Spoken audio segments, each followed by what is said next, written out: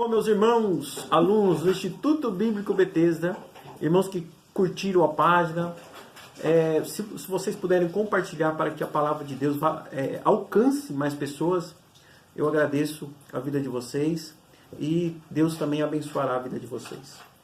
Irmãos, eu quero deixar uma palavra sobre os 4 evangelhos, uma visão, né, sobre os 4 evangelhos. Nós sabemos que os 4 evangelhos, eles são os 4 fundamentos da nossa fé, são os 4 pilares da nossa fé. E realmente aquilo que eles demonstram é aquilo que eles viam do Cristo, que eles estavam anunciando através do Evangelho. E o mais tremendo é que em Mateus capítulo 1, versículo 1, que diz assim: livro da geração de Jesus Cristo, filho de Davi, filho de Abraão. Quando nós lemos assim, muito rápido, nós até pensamos, será que houve algum erro de tradução? Ou Mateus não soube se expressar? Não houve erro de tradução. O que Mateus aqui está descrevendo é o que realmente ele via na pessoa de Cristo. Porque nós sabemos que existia uma promessa sobre o trono de Davi, que era: todos que viessem pós Davi sentariam no trono. É uma promessa de Deus para a tribo de Judá. E quando Mateus ele descreve Jesus Cristo, filho de Davi, ele está trazendo uma visão de Cristo como rei para a vida dele. E isso é tremendo, porque quando nós olhamos para os outros evangelhos, nós conseguimos identificar as mesmas coisas. E nós conseguimos enxergar aqui, nessas 4 pilares, as 4 facetas de Cristo. Mateus descreve Cristo como rei. Marcos descreve Cristo como servo. Lucas descreve Cristo como filho do homem. Mas Lucas, o Evangelho de Jesus Cristo, segundo escreveu o doutor Lucas, foi o mais tremendo. Porque Lucas não foi apóstolo. Lucas não foi apóstolo. E ele precisou fazer um processo investigativo para que a história dele fosse real. E ele escreve a um homem chamado Teófilo. E o Evangelho de Jesus Cristo, segundo escreveu o doutor Lucas, se você analisar, é o único da história de Cristo que está em ordem cronológica. Lucas, ele era um doutor, ele era um filósofo daquela época. Ele estudou nas melhores faculdades da Grécia. Ele conhecia Sócrates, ele conhecia Platão, ele conhecia Dominiciano. Então ele conhecia todos os pensadores daquela época. E ele começou a descrever, após a sua conversão, a descrever a história de Cristo. Então ele precisou fazer um processo investigativo. Por isso que o Evangelho segundo escreveu Lucas, o Evangelho de Jesus Cristo segundo escreveu o Dr. Lucas, é o mais cronológico, na sua ordem cronológica. Porque ele precisou ir na viúva de Naim, ele precisou ir em Lázaro para descrever a história dele. E isso foi tremendo.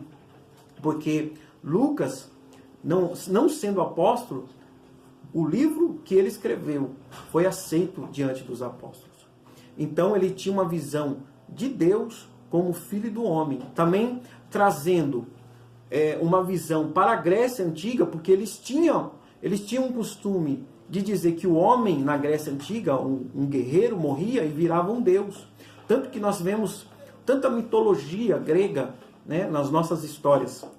Mas Lucas estava dizendo aos gregos: olha, até hoje vocês creram nessa mitologia, mas eu quero falar para vocês de um Deus que deixou a sua glória para vir e ser homem. E isso é tremendo, irmãos. A visão que Lucas tinha de Cristo era que ele era filho do homem, mas que havia deixado a sua glória.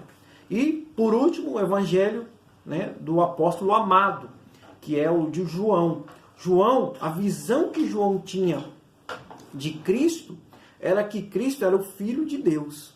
Então, se nós colocarmos as 4 facetas, que significa também, que simboliza também as 4 faces do querubim, Mateus, ele tem uma visão de rei. Então, a faceta de Cristo aqui é a de leão. A do Marcos, que é a de servo, é a faceta do querubim, a do boi. E de Lucas, que é o filho do homem, que é a faceta do homem. E de João, que é o filho de Deus, é a faceta da águia, porque ele andava nas alturas. Então, nós vemos que esses quatro tinham uma visão de Cristo Rei, de Cristo servo, de Cristo homem e de Cristo Filho de Deus. O que eu quero dizer para você nesse dia? Qual é a visão que você tem de Cristo?